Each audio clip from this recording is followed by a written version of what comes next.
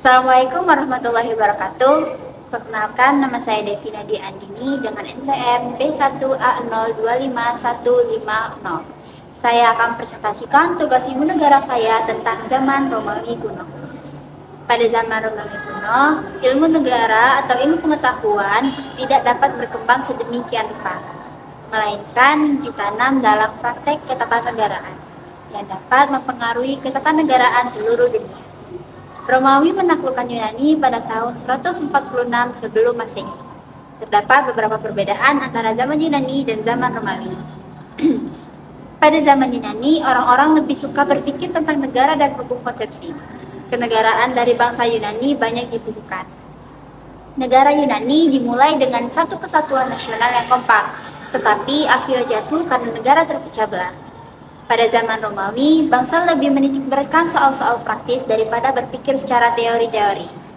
Bangsa Romawi hanyalah dapat kita ketahui dari praktek-praktek ketatanegaraannya. Kerajaan Romawi dimulai dari keadaan yang terpecah belah.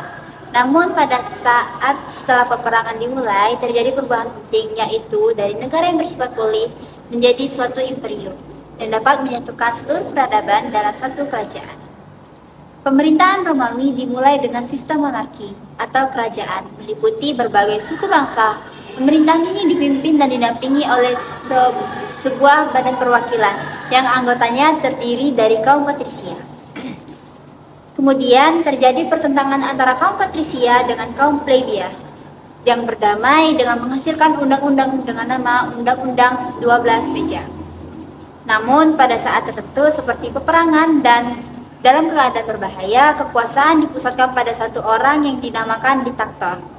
Di dalam keadaan darurat juga, kehakiman dipegang oleh seorang proktor.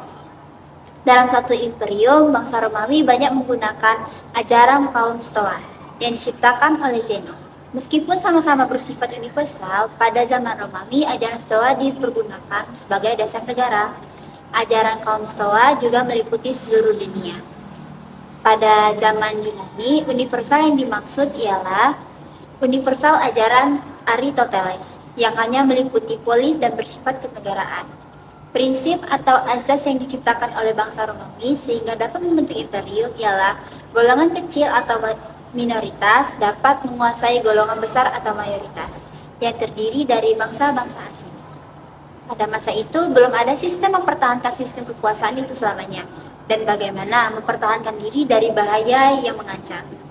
Meskipun terkenal buruk, terdapat sebuah asas yang namanya asas memecah belah dan menguasai, yaitu divide et impera, yang berisi masing-masing negara yang telah melakukan perhubungan itu tidak boleh saling mengadakan perhubungan, karena ikat-ikatan yang lahir dari perhubungan ini mungkin akan dapat membentuk suatu kesatuan yang pemberontakan kepada penguasa. Maka hal demikian sangat berbahaya. Di samping itu, Niccolo Machiavelli merumuskan praktek ketatanegaraan pada zaman Renaissance sebagai ajaran politiknya dalam bentuk teori yuridis yang bernama Jus Gentium. Menurut Romawi, negara adalah badan hukum di samping masyarakat. Negara mempunyai kepentingan atau tujuan tersendiri yang kadang-kadang dapat bertentangan dengan kepentingan dan tujuan masyarakat bangsa. Ada beberapa ajaran dari sarjana Romawi. Yang pertama ada ajaran Pobilius. Pobilius adalah seorang ahli sejarah yang berkebangsaan Yunani. Ia pernah dipenjara di Romawi. Ia adalah seorang yang rajin, tekun, dan cakap. Meskipun di dalam penjara, ia sempat mengadakan penelitian tentang sistem dan susunan ketatanegaraan. Setelah keluar, ia mengadakan perjalanan keliling ke dunia, antara lain ke Afrika, dengan tujuan untuk mengadakan penelitian. Teori yang dikembangkan oleh Pobilius yang terkenal dengan nama siklus teori. Pada ajaran Pobilius terdapat tiga golongan besar yang masing-masing dibagi menjadi dua. Yang garis besarnya adalah ajaran Plato, Aristoteles, dan ajaran Pobilius mengenai buku negara. Bentuk negara itu melainkan tirani, aristokrasi, oligarki, demokrasi, monarki, dan juga oklorasi.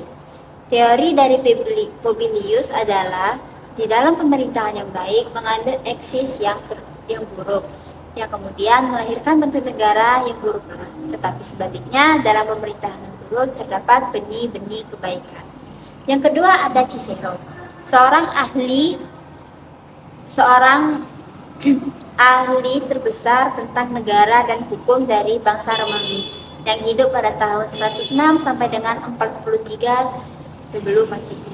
Ia juga seorang ahli pidato yang pernah menjadi advokat.